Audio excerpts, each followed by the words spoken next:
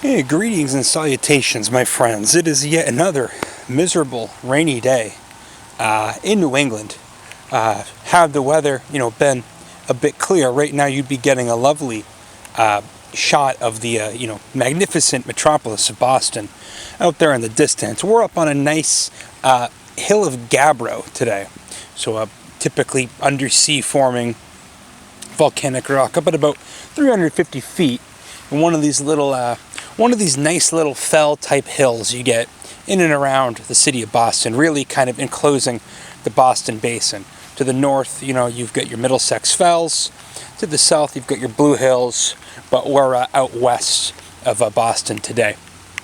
So these little hills that kind of form a ring around what is known geologically as the Boston Basin are, just generally speaking, some very old, very weathered, typically metavolcanic rock. So you get you get intrusive igneous rock, you get granite and granitodiorite, and you also get gabbro. So typically, gabbro at least is typically associated with like undersea spreading zones. Very old, very weathered, very nutrient poor rock, generally speaking. So with that, and with the elevation gradient and exposure, you're generally going to have some interesting species coming into the fold. We're going to get into that in 1 second. But you know me, I always got to cover the geologic context of why things are growing, where they're growing. You go around any number of these cool little hills around around Boston, Horn Pond, Woburn, it's got fascinating stuff, the Middlesex Fells, that whole Horn Pond area, it's not just the hill, that whole area, that big park there has got some fascinating stuff growing in it. And the Blue Hills, of course, very, very, probably the largest example of that habitat in the area. I digress. I'm going to talk about some plants now. And, pity us, we couldn't get, a beautiful view of the city, but trust me, it's out there. It's over there somewhere in the mist there. So I'm gonna cut this, and we'll talk about our actual target species first. How about that? Okay, so in front of you right here is a rather fascinating plant in the rose family, Rosaceae. This is the reason why I came out here. This thing's not the rarest thing in the world, but it likes these niche habitats, typically much more commonly seen out in Western Mass, out in the Metacomet area, where you get that whole, system of ledges and hills. Fascinating in their own right, slightly different geologic origin, but blah blah blah. Doesn't really matter. The exposure and the hill and the nutrient deficiency is the key to this plant here. This is Dramicales arguta. Tall cinquefoil, was actually formerly in the genus of cinquefoils Potentia, now placed in its own genus. And as you can see, this thing's got a nice, lovely head of just 5-petaled rose flowers. Get the zoom to work a little better here. Lovely little 5-petaled rose flowers. Head is packed full of stamens, little male parts. This entire, area, move the camera out and away so you can get an idea. This entire area is just full of these things. I'll zoom out in a second to get a better idea of the habitat shot. So I was kind of perusing around looking for this thing, not really having luck finding it. Came down into this exposure, and I found quite a few of them. I think this actually, go back this way, gives you a better example of what the habitat looks like. So you can see these things are coming right out of the rock in many cases. Actually, I like that shot. That's beautiful. We'll leave that there. So Dramicales arguta, tall cinquefoil, likes these open, exposed, rocky, nutrient-deficient habitats. Is a rather, attractive, fetching plant. Things growing, 3.5 feet tall in this habitat with, juniper. In a second, I'll show you Quercus prinoides, one of the dwarf scrub oaks, not Quercus ilicifolia, which you do have in spades here. Some cool ferns. We'll get into all that, but I got to explain something about this plant here. So Dramicales arguta has been accused by some of being a protocarnivore. Now, what that means is the plant itself is not, fully carnivorous, but shares something in common with a rather famous plant known as Rorigula. So Rorigula is a South African is a South African genus of plants closely related to Sarracenia, are North American pitcher plants, and then also Actinidiaceae, the kiwi family. So it's Rubigulaceae. It's 2 species in the genus, 1 genus in the family, and it's wedged right in there with kiwis and with North American pitcher plants. So what that plant employs is rather similar to what this plant does. And I'll have to actually take a pause on the camera here. I'll get up close and I'll show you. Okay, so what you're looking at right here on this thing is masses of actually rather sticky hairs all over the thing. And there's some tiny little gnats actually stuck to the thing right now. So what Rubigula does is Rubigula would be absolutely covered. It's been raining, so maybe it's been raining constantly, so maybe that has something to do with it. But this thing's covered in these sticky little hairs. It's got a decent number of bugs kind of attached to the thing. Hang on, I'm gonna mute this. You're gonna hear an awful noise, but I'll mute it out. I have to clear out the little microphone there. I'll have muted that out for you, don't worry. So, all up and down this thing, kind of sparsely right now because again it has been rainy. It has been very, very moist. You're gonna have these little glandular hairs that are sticky, and you get bugs coming and sticking to them. Now, they're obviously not digesting, or I shouldn't say obviously, maybe you don't know, but in the case of Rubigula and in the case of this plant, they're not actually using their own enzymes. Highly likely, more likely than not using their own enzymes to digest and process the vitamins coming out of the plant. What they're more likely doing, in the case of Rubigula is employing assassin bugs to go in, eat the insects stuck to it.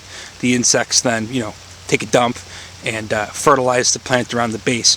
What this plant is theorized is doing, and no one seems to have a straight answer for it quite yet, is what this plant seems to be doing is employing some manner of of hosting bacteria on the thing to break down and digest the plants. Now, is that, is it actively, is it doing that to great effect? Probably not. But again, it's theorized that this is a protocarnivore. It is showing intermediate characteristics between a non-carnivorous and a carnivorous plant. That makes sense. So it's not just as if plants woke up one day, snapped their fingers, and decided, okay, we're now carnivorous. There are intermediate grades that one has to go through to get to that state.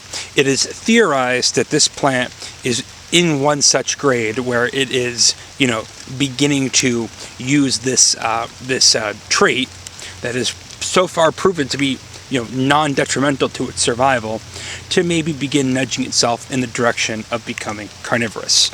No one's going to have a conclusive answer on that. It's just simply a conclusive answer doesn't exist, but it is something fascinating and something worth note. Evolution is in constant stages of development at any given point. Very rarely are things ever, done, so to speak, and nothing ever, nothing emerged in its final state, for lack of a better term, the day that it was born, so to speak. So I'll turn this back around and get that nice big patch back in focus there. Yeah, there you go. So, beautiful, fascinating plant, potentially going to be eating some bugs near you soon. Again, kind of hard to tell. I'm also seeing a whole bunch of leaf, I can't get it in focus from here, but there's a whole bunch of leaf-footed bug nymphs on this thing, which is interesting. I'll put up a picture of what a leaf-footed bug nymph looks like as this is happening. So maybe, predatory insects are coming, eating what these catch, and then defecating. There's clear evidence that there are bacteria on this digesting. That was confirmed as far as I know. I'll have to find the paper and put it down in the description of the video. So it's if it's not protocarnivorous, it is having some sort of weird symbiosis with the bacteria, with this microhabitat on its stems and leaves. Something interesting is going on here with this plant, with the fact that it seems to get little bugs stuck to it, with the fact that it harbors a whole host, like a whole little micro ecosystem, and it would make sense as it grows in a rather shitty, for lack of a better term, habitat. So I think that that's sufficient for Drimocallis arguta. There's a number of other fascinating plants here. I'll cover some of the stuff that is growing, you know, in the some of the stuff that's growing kind of in what passes for an overstory here. In fact, I'll just turn this around again. Yeah, right here. It's a little hard to see. I'm gonna have to. Yeah, actually, false alarm. Now we'll get into it. Yeah, right there. Okay, right here is one such plant, kind of forming, you know, like the shrub layer here. This is one I've covered before, albeit pretty far in the past. This is Quercus prinoides. This is one of our 2 scrub oaks here in New England. So, you know, Quercus ilicifolia is the one I see a little bit more frequently. Absolute, you know, keystone species. Oh, the thing's so sticky, it's sticking on my jacket. You know, keystone species of this fell habitat. So too is Quercus prinoides. One has widely been accused of being the dwarf version of Quercus ruba, red oak. This one is widely accused of being the dwarf version of Quercus muhlenbergii. However, Quercus ruba and Quercus ilicifolia share a habitat in common. Quercus muhlenbergii and Quercus prinoides are, you know, very vastly different habitats. Muhlenbergii, whatever it is a limestone marble dweller, and this species likes the fells, and it really likes the sand. Down in there, some of the maturing female flowers will be acorns someday. You can really, you know, see how those acorns, you know, develop the scales on them. That little pointy part of the acorn was at one point the stigma of the female flower, and right here, these are what the spent male flowers look like, the catkins. So wind pollinated, obviously done, you know, blooms pretty early in the spring, and those things are generally maturing by this time of the year, by early summer. Not even early summer yet, still technically spring. I'm going to move the camera again. I'll show you a couple of the really fascinating ferns they've got growing here too. Okay, here's a fern in a genus, actually coming up right below some of the Drimocallis. Oh, and by the way, I didn't even point it out, and I will in a second. Actually, I can right now. Fuck it. The leaves on these things are, you know, kind of what you would expect, maybe like a geum or a potentilla. So compound, very fuzzy, generally with like 5 to 7 leaflets on them. Very fuzzy, very fun. Love the wavy margins too. But anyway, back to this fern here. So this, for long-time viewers, you might understand this to be an asplenium. This is Asplenium platyneuron. This is the ebony spleenwort. Probably the one, oh guys, it's got a little treacherous here. Kind of the one that I've been told, at least, is the most common, the one you would typically hope to see the most often of all the various, you know, all the various aspleniums, of which we get 6. Pretty much all, you know, rock dwellers. Asplenium platyneuron, which is this species here, is the ebony spleenwort, and it's the one that's, generally speaking, you know, the most tolerant of varied conditions. It'll tolerate some soil, you know what I mean, if it has to, but generally speaking, you know, it's a rock dweller. It really likes to come up in the these sort of habitats like this with the rocky, thin soil. You'll never see it growing where you would see something like an ostrich fern or something like a sensitive fern growing. All right, it's a cliff fern.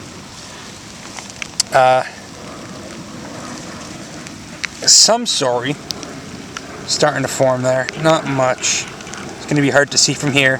And then, of course, that black, yeah, you see it right above my thumb, those little lumps. Those are the sori starting to form. Those are the spore-bearing organs, or clusters of spore-bearing organs, I should say.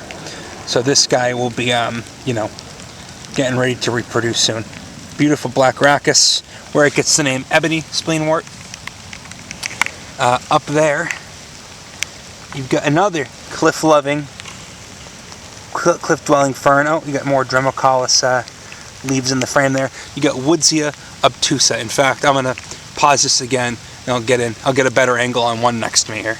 Yeah, okay, there you go. There's a better example of a Woodsia obtusata. You know, this little corner too. You got a whole bunch of the Asplenium platyneuron up there. Really nice, like little alcove here. Is that that's a proper usage of the word alcove? I love these types of habitats, man. Most people don't even know you've got this stuff growing right outside of Boston, and I mean maybe it's better that way, but I mean if you care, you know, you're into plants, it's definitely worth coming out to these little fell habitats. You know, just be advised that even though you're, you know, within pissing distance of Boston, you still can get yourself pretty hurt falling off these things, as people have been known to do from time to time. Anywho, Woodsia obtusata, Woodsia, yet another genus of, you know, cliff-dwelling ferns. Won't see them in wetlands or anything like that, or in a forest setting. They'll be coming out of these rocks. Some quite rare ones. This one is not that rare. This one, you know, generally speaking, you can find it, you know, some fairly unremarkable rock piles. Grows in cool habitats too, but, you know, also just your, you know, general run-of-the-mill rock piles. The sorry on this are, I'm gonna have to zoom way in there. Let's just we'll kind of MacGyver this. If I can get like that, that might work. And I believe it was on this frond here. Oh yeah, there you go. Kind of make out those little dots there. So that's what the sorry look like on a Woodsia. Woodsia obtusa, smooth rock fern, or smooth cliff fern. I forget which it is. One or the other name for this guy here. Yet another fern. I find absolutely fascinating. All right, we gotta do a little coverage of one of the other tree species here. Ah, God, I almost kicked this thing out from underneath me. It's you know, it's a little sketch here, just a little slightly sketch. So let's pause it here, and I'll show you. Well, I guess I'll just turn the camera around. Actually, it doesn't really matter. Right there. Omnipresent in habitats like this, of course, you're going to have your Juniperus virginiana, your red cedar. That's going to be omnipresent along with hickory and with oak in these rocky freaking habitats. All right, we'll get close to wrapping this up, I think. You also have, I'll switch to the phone. I'll bang this out real quick. 1 second. Oh, silly me. I missed this plant too. So coming up almost within the patches. Oh, here's one right in front of me. Coming up almost within the patches of the Dromocalis, you have a ton of Helianthus diviricatus, common woodland sunflower. Quite strigose and prickly to the touch. But it'll be a beautiful patch of that. You know, come August, September, be a nice hillside to see. More of that Dromocalis. It really does. It reminds me so much of like an alpine plant, but there's a whole bunch of alpine potentillas, so I guess that makes sense. More Helianthus diviricatus. At least that's what I believe it to be. Oh yeah, hang on. These ones are starting to go into bud. Isn't that nice? Can almost even make out what that calyx is going to look like. I doubt it's a... Wait, is this a different plant? What the heck's going on here? I'm thinking out loud. Oh, it just got some damage, so some of the leaves are coming off the thing alternate. But I can see that those have just turned into nodes. Oh, I see. Okay, that makes more sense. So those are just subtending what are going to be, you know, flowering stalks is what that looks like to me. Anyway, I'm about, you know, I don't know if that would be one of the cool eupatoriums. I doubt it, like Sessilifolium. I'm guessing it's Helianthus diviricatus. Anywho, let's go see the other couple of things that I wanted to check out. Okay, yeah, just on the phone real quick for convenience sake. You get your Juniperus virginiana. More of that Dromocalis just everywhere. Just keeps going all the way down. It's coming up with that other yellow plant there, some type of hawkweed, probably invasive. But the Dromocalis, it seems to be holding its own. You've got your Rus glabra, your smooth sumac, not to be confused with the staghorn sumac Rus typhina, you know, coming in, getting ready to bloom there. And then also you have Cornus, I think this is Cornus racemosa, so not gray dogwood, that'd be the common name for it. So the smooth dogwood and gray dogwood both look very similar, and I believe the difference between the two, you'd have to look at the stigma.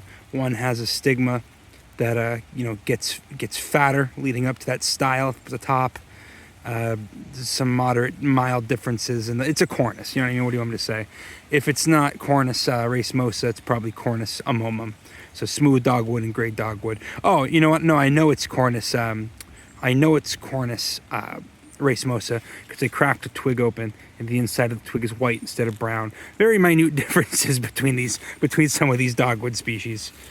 And then of course down here you've got hickory, you've got oaks, mostly hickory and oak. If it's not a juniper, it's an oak or a hickory. Red oak, Quercus ruber, white oak, Quercus alba, and I think even black oak, Quercus velutina.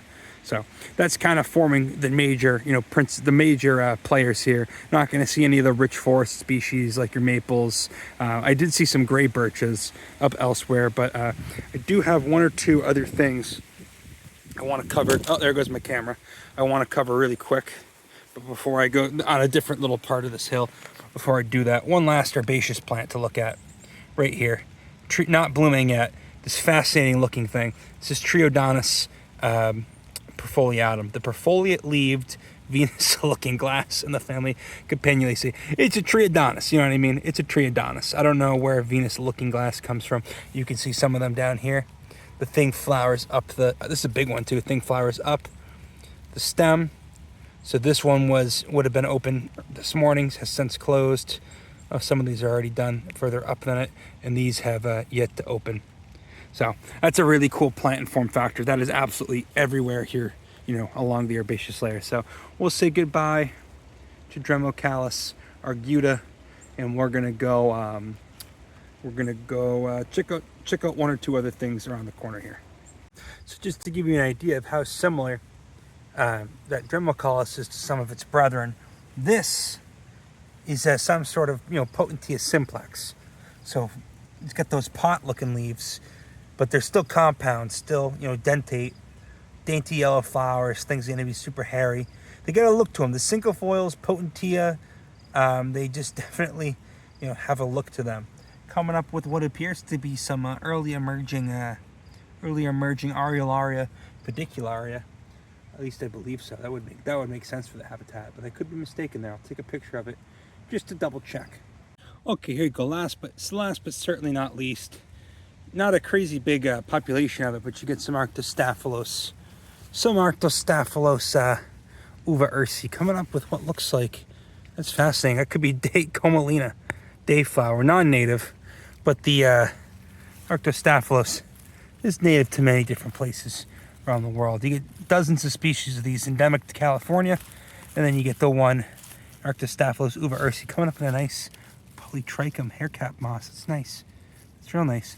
Sand dweller, not as much of a rock dweller, but this one will hold, holds a lot of the dunes on the Cape together, forms, massive blankets of greenery on the Cape dunes and in other places in its range. You'll find it just in pockets like this, just kind of clinging on opportunistically where it makes sense for it to do so. I got all excited because I saw this too. So if you remember, if you've been watching some of the videos I put out earlier this spring, I was talking about Bochara, that genus Bochara, cool genus of mustards, and I thought this was one for a second. A closely related species, but this is common as hell. This is Turritis glabra, tower mustard. So not a Bochara. Beautiful glabrous leaves though. So it's it likes this type of habitat. Beautiful chalky glabrous leaves, perfoliate around the stem, which is also glaucous. Going up and up and up till you get this lovely little batch of mustard flowers. Again, more common than a lot of the Bocharas, which are generally not getting quite that big. But I think that we can, safely say that that's enough for this habitat. I hear a ton of honking. I didn't really rant. I'm in a good mood today. I didn't really rant much. I will just say there's a ton of honking out here. Today is Saturday the 14th. There's a whole bunch of stuff going on. They're shooting missiles at each other overseas. I like to, that you come out and you appreciate some Arctostaphylos, you appreciate some tall cinquefoil. I feel like if people actually had any idea, I got too much shit to see to really get invested in actually, hating other people. Did you catch my drift? There's your rant. How about that? Ooh. Again, common as hell, but always appreciated. Netalanthus canadensis, little blue toad flax. How could you want to harm another person when you live in a world with blue toad flax? And it's just out here for free. Just come and look at it. How does anybody have the time? How does anybody have the time to be hateful? I hate things. I'm not hateful. It's not all consuming. I don't have the attention span to, what would you call that? I don't have the attention span to conspire against my neighbors. I'm too busy working the garden, or even when it's raining out. That pisses me off. I prefer to do stuff like this. Anyway, it's enough yammering. Oh yeah, I was talking about this guy too. Betula papulifolia. I said no maples, no birches, but you'll have, Betula papulifolia, gray birch, coming up just about anywhere the soil is dog shit, for lack of a better term. In any case, that's really going to be it for right now. And, we're going to see about maybe squeezing another video or two in today. I'm going to head out to the seacoast and see where the winds take me. Take it easy.